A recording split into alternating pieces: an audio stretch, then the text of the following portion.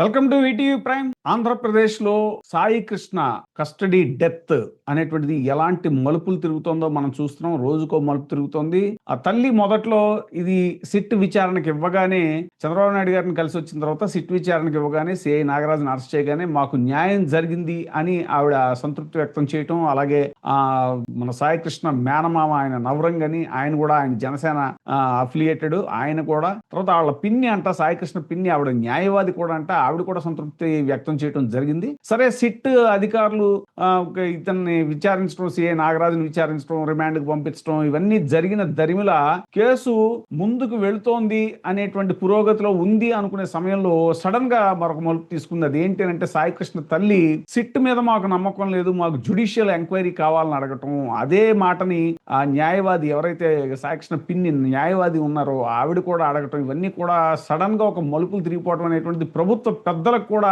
మింగుడు పడని విషయం కింద ఇది తయారైంది అనేటువంటి చర్చ జరుగుతోంది. ఈ వివరాలన్నీ కూడా మనతో షేర్ చేసుకోవడానికి, అలాగే వివరించడానికి మనతో ఉన్నారు ప్రముఖ సామాజికవేత్త, హైకోర్టు అడ్వకేట్, ఈ కేసుని చాలా దగ్గరగా పరిశీలిస్తున్నటువంటి వ్యక్తి ఆయన అశోక్ గారు. సార్ నమస్కారం. సార్ నమస్కారం. మోహన్ గారు. సార్, ఇక దీని పూర్వపరాలన్నీ మీరే చెప్పాలి. రకరకాలుగా చాలా ఫాస్ట్ గా వేగంగా మార్పులు వచ్చేస్తున్నాయి. దీంట్లో అప్డేట్స్ ఏంటంటారు? సార్, చాలా ఇంట్రెస్టింగ్ కేసు. నేను మళ్ళీ ఒక మాట చెప్పాలి. రేరెస్ట్ ఆఫ్ రేర్ కేసులని మాకు లాలో ఒక సూత్రం ఉంటదండి. అది ఈ కేసులో 100% వర్తిస్తుంది. రేరెస్ట్ ఆఫ్ రేర్ కేసు అంటే డెడ్ బాడీ కూడా ట్రేస్ అవ్వకుండా జరిగిన మర్డర్. ఇది చాలా రేరెస్ట్ ఆఫ్ రేర్ కేసులో ఇది కూడా ఒకటని మనం గట్టిగా చెప్పొచ్చు. ఈ రోజున చూడండి, ఆ డెడ్ బాడీకి సంబంధించి ఈ రోజు వరకు కూడా ఎక్కడ ఉంది, ఏం జరిగింది అనేది వాస్తవాలు అయితే బయటికి రాలేదు. ఇప్పుడు సిబిసిఐ వాళ్ళు ఏం చేశారంటే, సిఐ నాగరాజ్ అనే వ్యక్తిని రిమాండ్ కి పంపించారు. బాగానే ఉంది, కోర్టుకి సబ్మిట్ చేసి రిమాండ్ కి పంపించారు. కానీ వాళ్ళు ఇచ్చిన రిమాండ్ రిపోర్ట్ ఎంత వేగ్ గా ఉందంటే, సార్, కట్ అండ్ పేస్ట్ అంటాం మనం ఇంగ్లీష్. అంటే ఏం లేదు, వాళ్ళు డైరెక్ట్ గా 302 మర్డర్ కేసు కట్టేశారు పోలీసులే. అసలు ఒక సస్పీషియస్ డెత్ లో, అంటే అనుమానాస్పద మృతి ఉన్నప్పుడు నువ్వు డైరెక్ట్ గా మర్డర్ కేసు అని ఎలా అక్కడ ఎఫ్ఐఆర్ రిజిస్టర్ చేస్తారనేది అసలు అందుపట్టిన విషయం. ఇది పోలీసులు మరి అది ఏం చదువుకొని వచ్చారో, వాళ్ళు ఏం ట్రైనింగ్ అయ్యారో కూడా అర్థం కావట్లా. ఇది అనుమానాస్పద మృతి అని తెలుస్తుంది.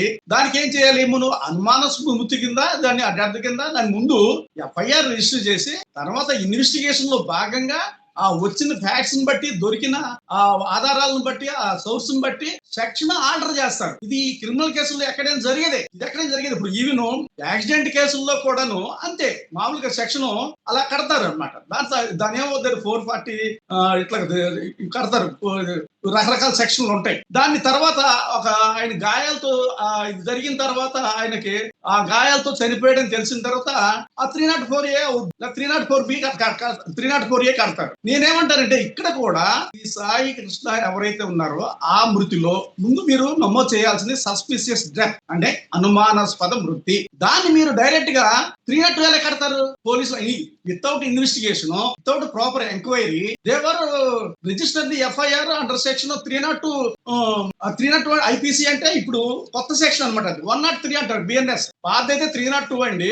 ఇప్పుడు కొత్త సెక్షన్ మనకు మారింది కాబట్టి ఇది క్రిమినల్ లా 103 కింద వాళ్ళు మర్డర్ కేసు కింద రిజిస్టర్ చేశారు. దీని మీద అనేక సందేహాలు ఉన్నాయి. ఆ ఒక్క ఆయనే ముద్దాయిగా చూపిస్తూ రాజమండ్రి జైలుకి రిమాండ్ కి పంపించడం జరిగింది. ఇది ఓకే అంతవరకు. ఇప్పుడు లేటెస్ట్ డెవలప్మెంట్ ఏంటంటే, ఆ మదర్ ఎవరైతే ఉన్నారో విజయలక్ష్మి గారు, అంటే సాయికి సంబంధించిన మదర్ విజయలక్ష్మి గారు ఎవరైతే ఉన్నారో, ఆవిడ జ్యుడిషియల్ ఎంక్వైరీ కావాలని లోకల్ కోర్టులో పిటిషన్ వేయటం ఒక భాగం అయితే, తర్వాత శివాజీ అప్రోచ్ ది ఎన్హెచ్ఆర్సీ. ఆ ఎన్హెచ్ఆర్సీ కి అప్రోచ్ అయిన తర్వాత ఎన్హెచ్ఆర్సీ ఇమ్మీడియట్ గా ఏం చేసింది, చాలా స్పీడ్ గా, చాలా సీరియస్ గా స్పందించింది. దీని మీద ఇమ్మీడియట్లీ గా స్టేట్ డీజీపీని, విజయవాడ పోలీస్ కమిషనర్ ని ప్రతివాదులుగా చూపిస్తూ వాళ్ళకి ఇమ్మీడియట్ గా నోటీసులు పంపి, అది 1 వీక్ లోపు ఆ డెడ్ బాడీ ఏమైంది, ఒకవేళ డెడ్ బాడీ చనిపోతే దానికి సంబంధించిన ఆ బూడిది గాని, దానికి సంబంధించిన మెటీరియల్ ఏదైతే ఉందో దాన్ని ఇమ్మీడియట్ గా సీజ్ చేసి సబ్మిట్ చేయమని.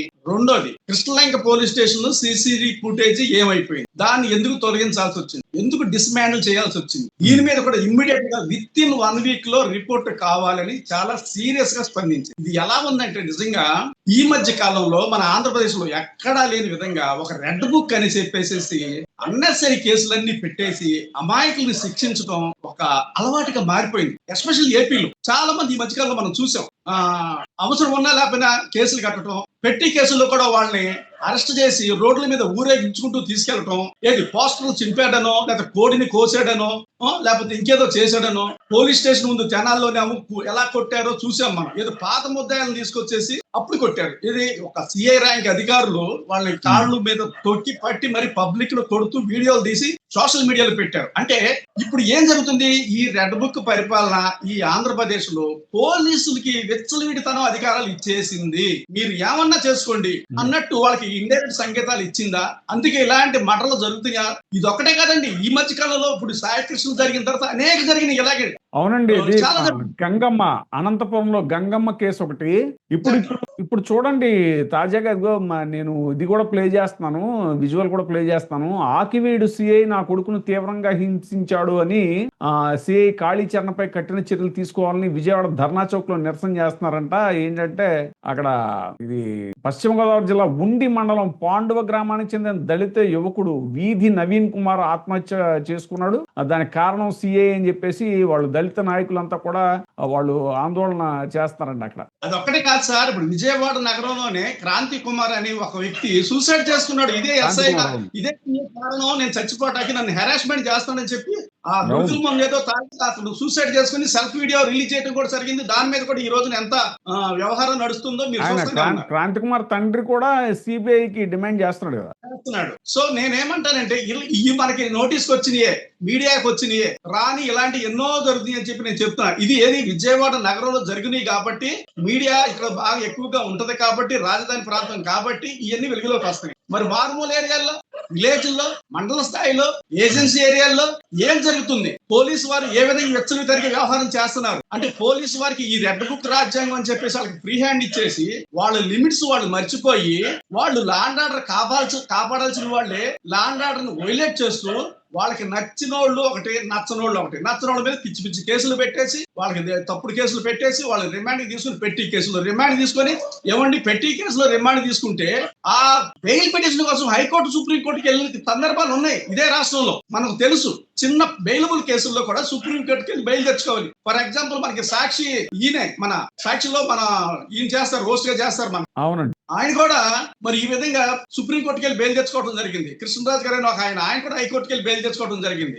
ఇవన్నీ మేమే చేసాం సార్. నేనేమంటానంటే దీంతో ఏమైందంటే పోలీసులు వారు విచ్చలవిడితనంగా ఇక వాళ్ళకి ఫ్రీ హ్యాండ్ ఇచ్చేసరికి వాళ్ళకి నచ్చిన వాళ్ళని ఎవరి కలంటాళ్ళు ఏ విధంగా కలంటే ఆ విధంగా వాళ్ళు సొంతానికి ఈ చట్టాలని వాడుకొని దుర్వినియోగం చేస్తారు. నేనేమంటానంటే 100 గొడ్లు తిన్న రాబుందు ఒక్క గాలివానకి చచ్చినట్టు ఈ రోజున ఈ సాయి కృష్ణ కేసు ఇది ఎంటైర్ ఏపీ స్టేట్ పోలీసులు మెడకి చుట్టుకుంది. ఇదేదో సింపుల్ గా అయిపోద్ది, రెడ్ బుక్ లో భాగంగా ఇది ఊరిని తీసేస్తారులే, రోజు అయిపోద్దులే, డెడ్ బాడీ దొరకకపోతే కేసే ఉండదులే అని అనుకున్నారు. బట్ ఇప్పుడు ఏమైనాయండి? సిబిఐ ఎంటర్ అవుతుంది, ఎన్హెచ్ఆర్సీ ఎంటర్ అవుతుంది, వివిధ ఏజెన్సీలు ఎంటర్ అవుతున్నాయి, జ్యుడిషియరీ ఎంటర్ అవుతుంది. సో దీని మీద public interest discussion number of పడుతున్నాయి అన్నమాట. ఎందుకంటే ఈ కేసు అండి ఒక సాయి కృష్ణ తల్లికి మాత్రమే సంబంధించింది కదా, వాళ్ళ ఫ్యామిలీకి సంబంధించింది కదా. ఇది స్టేట్ ఇష్యూ అయింది.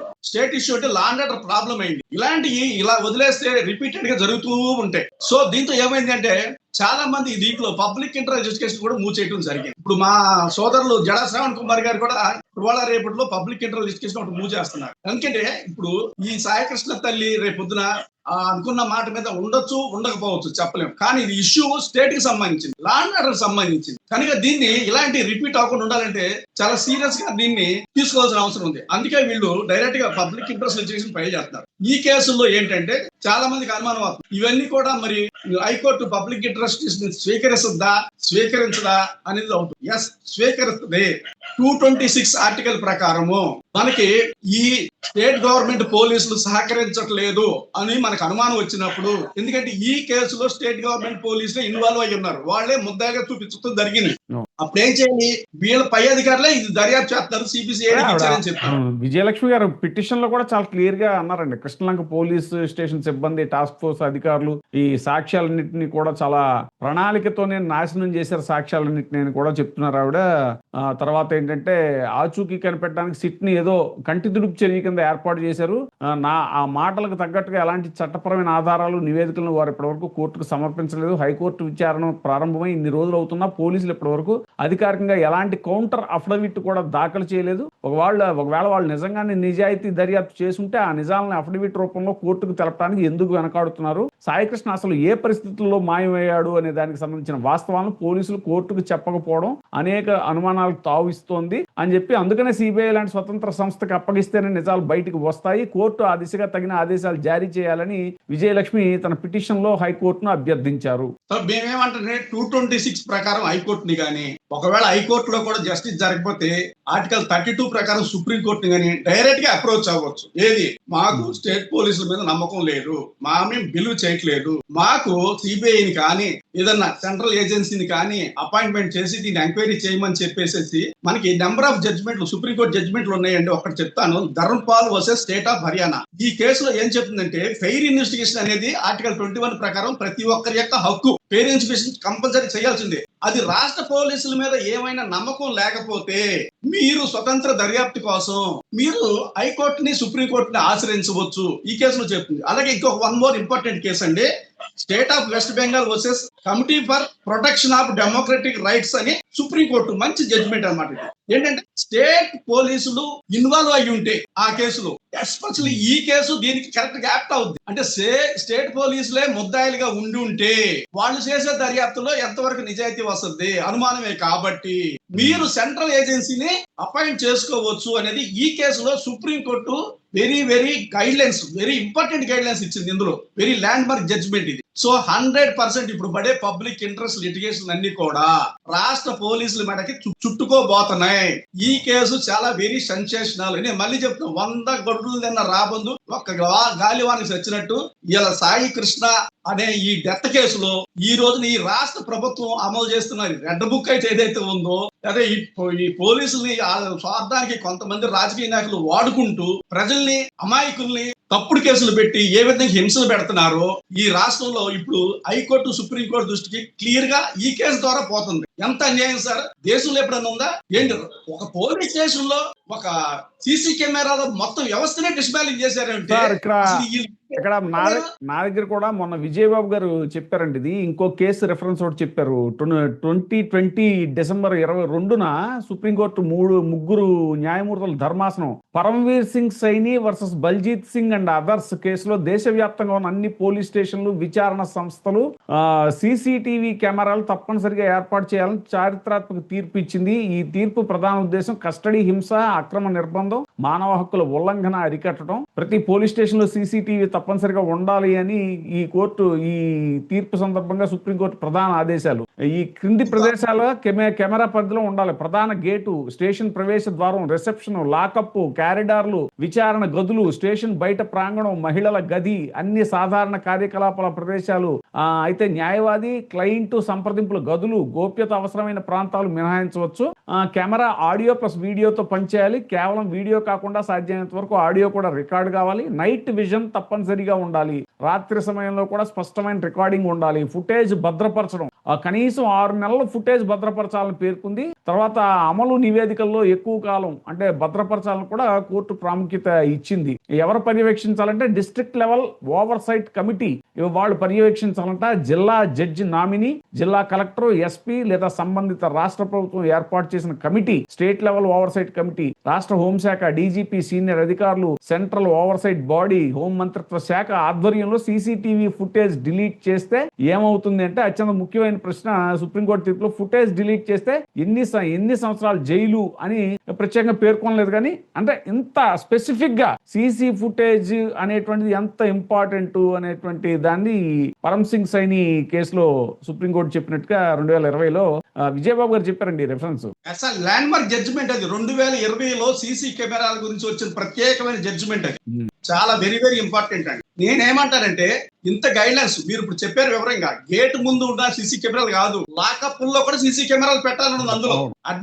ఈ సీసీ కెమెరాలు ఓన్లీ అడ్మినిస్ట్రేషన్ పర్పస్ కే కాదు, ఈ లాకప్ డెత్ జరగకోకుండాను, లంచాలు కంట్రోల్ చేయటాకిను, పార్టీల్ని బెదిరికోకుండా పోలీసు వారు వాళ్ళని ఏ విధంగా మనం ట్రీట్ చేస్తున్నామని చూడటాకిను, ఇవన్నీ కూడా చాలా అవసరం అని చెప్పి చాలా క్లియర్ గా ఆ జడ్జిమెంట్ లో మెన్షన్ చేయడం జరిగింది, లైన్ టు లైన్. సార్ ఒక చిన్న ఎగ్జాంపుల్, ఈ నాయకులకి ఈ ప్రభుత్వానికి చిత్తశుద్ధి ఉంటే, ఫర్ ఎగ్జాంపుల్ తమిళనాడులో ఈ మధ్యలో 2-3 నెలల క్రితమే ముఖ్యమంత్రిగా ప్రమాణ స్వీకారం చేసిన విజయ్ గారు ఏం చేశారో తెలుసండి? తమిళనాడు మొత్తానికి సంబంధించిన సీసీ కెమెరాలన్నీ ఆయన దగ్గర పెట్టుకున్నాడు. మొత్తం ఆయన లైవ్ లో చూస్తాడు ప్రతి పోలీస్ స్టేషన్ లో ఏం జరుగుతుందన్నది. మీరు కావాలంటే చెక్ చేసుకోవచ్చు. ఇలా తమిళనాడు రాష్ట్రంలో ప్రతి పోలీస్ స్టేషన్ లో సీసీ కెమెరాలు పనిచేయాలి. అవి డైరెక్ట్ గా యాక్సెస్ టు సీఎం ఛాంబర్.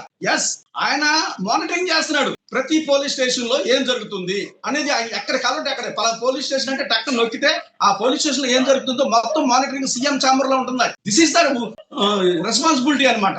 ఒక ముఖ్యమంత్రికైనా హోంమంత్రికైనా బాధ్యతగా ఉండి ప్రజలను రక్షించాలనే మనస్సాక్షి ఉంటే, రాష్ట్రాన్ని కాపాడాలనే ఉద్దేశం ఉంటే ఈ విధంగా చేస్తారండి. అంతేగాని పోలీసుకి ప్రీ పవర్ ఇచ్చేసి నేను రెడ్ బుక్ రాజ్యాంగాన్ని మీకు అమలు చేస్తున్నాను, మీ ఇష్టం మీరు కానివ్వండి అంటే ఇప్పుడు ఈ కేసు లాగే ఉంటుంది. డెడ్ బాడీల వరకు సీసీ కెమెరాలు ఉండవు. ఇవాళ సాయి కుమార్ అవుతాడు, రేపొద్దున ఇంకో కుమార్ అవుతాడు, రేపొద్దున ఇంకో కుమార్ అవుతాడు. ఇది లా అండ్ ఆర్డర్ కాపాడుతూ అంటారా? నిన్న కాక మొన్న సీఎం అయిన విజయ్ గారు, ఆయనకి ఏం అనుభవం ఉందండి? ఎంటైర్ స్టేట్ కి సంబంధించిన సీసీ కెమెరాలని ఆయన ఛాంబర్ కి కనెక్ట్ చేసుకున్నాడు. ప్రతి పోలీస్ స్టేషన్ ఏం జరుగుతుందన్నది ఆయన మానిటరింగ్ చేస్తున్నాడు ఈ రోజున. ఎంత సార్ మనసు ఉండాలి, మంచి పని చేయాలని మనసు ఉంటే ఏదైనా జరుగుతుంది. కానీ మన రాష్ట్రంలో ఇంత అనుభవం ఉండి, 40 సంవత్సరాల అనుభవం ఉండి ఏం జరుగుతుంది సార్? ఏం సార్ అడ్మినిస్ట్రేషన్? ఎన్ని హత్యలు సార్, ఎన్ని మానభంగాలు సార్? మీకు ఒక చెప్పాలి, మీరు సెంట్రల్ క్రైమ్ రిపోర్ట్ తీసుకోండి. గత 2 సంవత్సరాల్లో మన రాష్ట్రంలో జరిగిన క్రైమ్స్ చుట్టుపక్కల ఎక్కడా లేవు. పక్క రాష్ట్రాల్లో ఫస్ట్ ప్లేస్ లో ఉంది ఆంధ్రప్రదేశ్. మీరు క్రైమ్ రికార్డ్ రిపోర్ట్ తీసుకోండి. మీరు మన ఫస్ట్ ప్లేస్ వచ్చేసింది ఆంధ్రప్రదేశ్. అంటే ఏంటి? పోలీసుల పొరపాట, ప్రభుత్వం పొరపాట? ఎక్కడ మానిటరింగ్ తేడా వస్తుంది? పోలీసులకు అంత ఎందుకు ఇచ్చారు మీరు? ఈ ధైర్యాలు ఏంటి పోలీసులు? ఒక సీసీ కెమెరాలు మొత్తం డిమాలిష్ చేసి డిస్మాంటిల్ చేసే పవర్ పోలీసులకు ఎక్కడికి ఉందండి? ఒక డెడ్ బాడీని మాయం చేసి బూడిద కూడా దొరకకుండా చేసేది అంత ధైర్యం ఎవడండి? పోలీసు. ఈ was the only agent. Public కి ప్రభుత్వానికి మధ్యలో ఏదైనా క్రైమ్ జరిగితే రిజిస్టర్ చేయాలి, ప్రొసీజర్ ప్రకారం ఫాలో అవ్వాలి, కోర్టుకి సబ్మిట్ చేయాలి, అంతవరకు నీ డ్యూటీ. అంతేగాని నువ్వు సొంతగా నీ న్యాయాలు నువ్వే చేస్తే, పోలీస్ స్టేషన్ లోనే శిక్షలు విధించేస్తే మరి కోర్టులు ఎందుకు సార్? ఇంత జ్యుడిషియరీ వ్యవస్థ ఎందుకు సార్? రాజ్యాంగం మొత్తం సర్వనాశనం అయిపోయింది ఈ రోజు నేను చేసిన పని. ఇప్పుడు నేను మళ్ళీ చెప్తున్నాను, 100 కోట్లు తిన్న రాబందు ఒక గాలివానికి చచ్చినట్టు సాయి కుమార్ కేసు పుణ్యమంట మొత్తం బయటకు వచ్చింది. ఇవాళ ఎన్హెచ్ఆర్సీ వచ్చింది బయటికి, హైకోర్టులో రిట్లు పడుతున్నాయి, రేపు సుప్రీంకోర్టులో రిట్లు పడుతున్నాయి. ఇవన్నీ మేము ఫాలోఅప్ చేస్తున్నాం. మేము జగన్మోహన్ రెడ్డి గారు ఆ బాధితుల కుటుంబాన్ని పరామర్శించడానికి వెళ్ళినప్పుడు సాయికృష్ణ కుటుంబాన్ని ఇది పొలిటిసైజ్ అయింది అన్నారు, ఇది రాజకీయ రంగు పులుముకుంది అన్నారు. కానీ ఇప్పుడు తటస్థ విశ్లేషకులు ఇంకా ప్రజా సంఘాలు వీళ్ళు కూడా అసలు జగన్మోహన్ రెడ్డి గారు అక్కడికి వెళ్ళటం వల్లే ఈ కేసు బయటకు వచ్చింది, వెలుగులోకి వచ్చింది అనేటువంటి చర్చ కూడా జరుగుతుంది. మాజీ ముఖ్యమంత్రి జగన్మోహన్ రెడ్డి గారు ఆ ఇంటికి వెళ్ళిన తర్వాత ఆ నైట్ కి నైట్ ఎఫ్ఐఆర్ కట్టారు. ఇది 40 days తర్వాత ఇన్సిడెంట్ జరిగినాక. అంటే ఇంత పెద్ద రాజధానిలో ఒక మాజీ ముఖ్యమంత్రి జగన్మోహన్ రెడ్డి అనే వ్యక్తి వెళ్ళి పట్టించుకుంటే గానీ ఆ బయటికి రాలేదు. ప్రతి ఇంటికి ఇలా వెళ్ళగలడా జగన్మోహన్ రెడ్డి గారు? చేయలేరు కదా, అది పాసిబుల్ కదా. అంటే ఇలాంటి ఎన్ని జరుగుంటే, నేను మళ్ళీ చెప్తున్నాను, ఇదే కృష్ణకి పోలీస్ స్టేషన్ లో 40 రోజులు బట్టి పైనే ఈ సీసీ కెమెరా అనేది సిస్టమ్ పని చేయట్లేదు. అంటే ఎన్ని జరుగుంటాయి అక్కడ? 1 year నుంచి అంటే వాళ్ళు ఇంటెన్షనల్ గా ఉద్దేశపూర్వకంగా అక్కడ డిస్మాండిల్ చేసి సీసీ కెమెరాల్ని 1 year నుంచి వాళ్ళు ఎన్ని ఇల్లీగల్ క్రైమ్స్ చేశారు. ఈ ఎంత ఘోరం ఆలోచిస్తే ఇమాజిన్ కే మనకి భయంకరంగా ఉందన్నమాట. అంటే కేవలం ఆ స్టేషన్ ని వీళ్ళు ఇలాంటిని వాడటానికే ఇక్కడ పురమాయించుకున్నారేమో అనిపిస్తుంది. ఇలాంటి ఒక సీక్వెన్స్ లో చూస్తే అండి నిజంగానే గవర్నమెంట్, మీరు ఇందాక కూడా అన్నారు, అడ్డంగా దొరికిపోయింది చాలా విషయాల్లో. ఎలా అంటే సీక్వెన్స్ గా చూస్తే జగన్మోహన్ రెడ్డి గారు వెళ్ళటం, తర్వాత వెంటనే చంద్రబాబు నాయుడు గారు ఈ బాధితురాలను పిలిపించుకోవడం విజయలక్ష్మి గారిని, వెంటనే సిట్ ఏది మన సిఐని అరెస్ట్ చేయటం, సస్పెండ్ చేయటం, అరెస్ట్ చేయటం, సిట్ వేయటం, ఇవన్నీ జరిగిన తర్వాత ఆవిడ బయటకు వచ్చి మాకు న్యాయం జరుగుతుందని నమ్మకం వచ్చేసింది అని ఆవిడ అంటాం. వెంటనే అండి అసలు రాజకీయ పార్టీతో సంబంధం లేకుండా ప్రజా సంఘాలు వీళ్ళంతా ఆగ్రహం వ్యక్తం చేసి ఆవిడ వాళ్ళ కుటుంబం మీద వీళ్ళు డబ్బుకి లొంగిపోయారు అది ఇదేనంటే ఆవిడ ఎక్కడో రియలైజ్ అయినట్టున్నారు. మళ్ళీ ఇప్పుడు బయటకు వచ్చి ఆవిడ జ్యుడిషియల్ ఎంక్వైరీ అడగటం కానీ దాంట్లో చాలా క్లియర్ గా చెప్పారు. అసలు ఏది మే 28న విజయవాడ పోలీస్ కమిషనర్ కి అధికారికంగా ఫిర్యాదు చేశాను, ఒక పౌరుడి ప్రాణానికి సంబంధించి ఇంతటి తీవ్రమైన విషయం.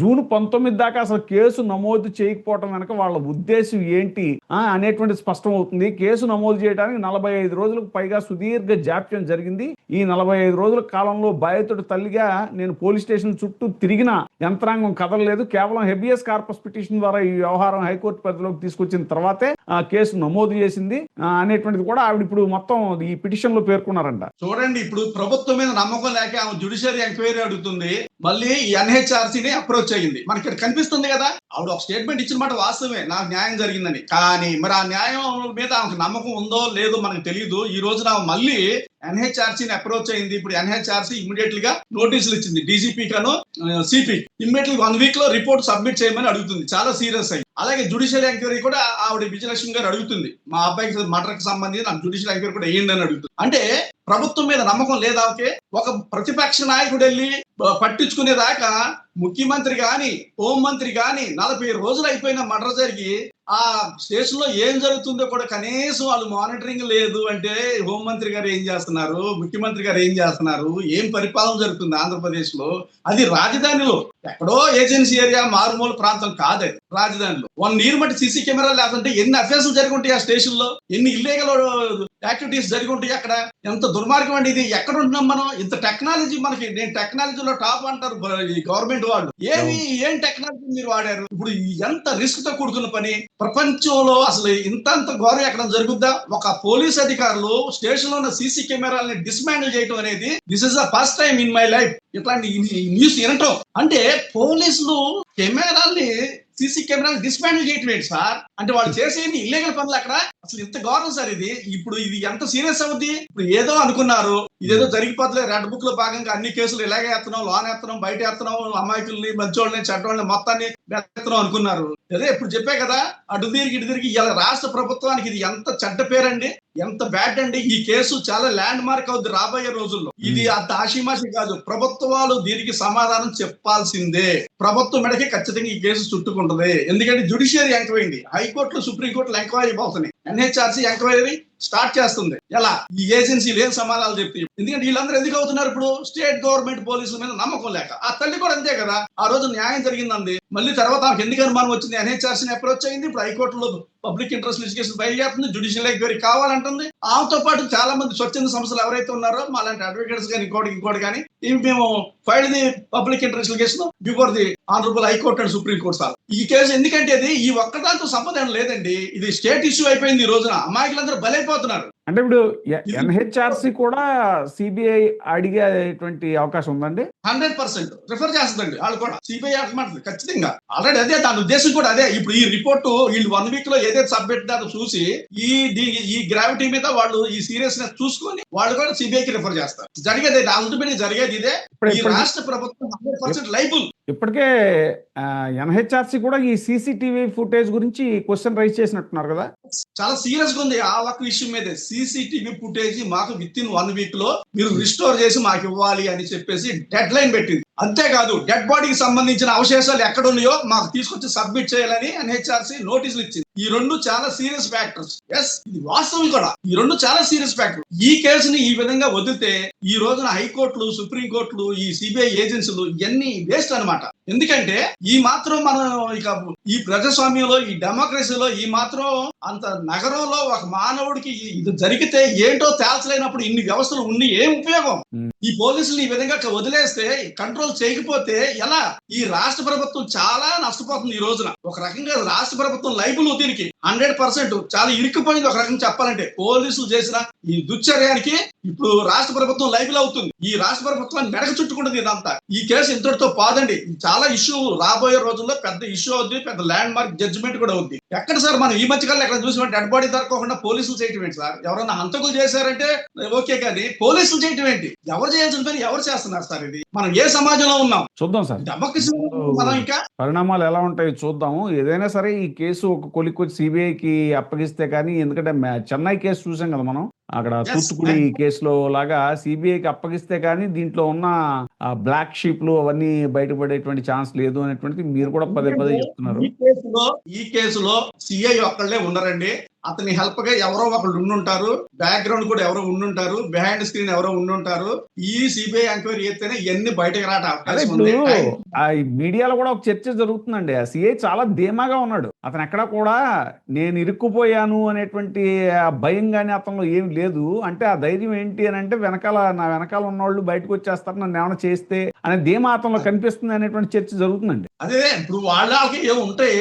ఇప్పుడు నన్ను కాపాడే వాళ్ళు ఉన్నారనే ధీమా ఉంటేనే మనిషి అలా ఉండగలడు. ఎందుకంటే పెద్ద శక్తులు నీ వెనకాల ఉన్నప్పుడు నీకు ఒక ధైర్యం వాళ్ళు భరోసా ఇచ్చినప్పుడు నువ్వు ధీమాగా ఉంటావు. కానీ అది అక్కడ వరకే ఏంటన్నది ఒక స్టేజ్ వరకే నడుస్తుంది, కానీ తర్వాత అది ఉండదు సార్. జ్యుడిషియరీలు ఇది కనుక సీరియస్ గా తీసుకుంటే అది మనకి పెద్ద సమస్య కాదు దీని serious. So what ever it may be, చూడాలి, వెయిటింగ్ ఫర్ ది రిజల్ట్. చూద్దామండి ముందు పరిణామాలు ఎలా ఉంటాయి చూద్దాము.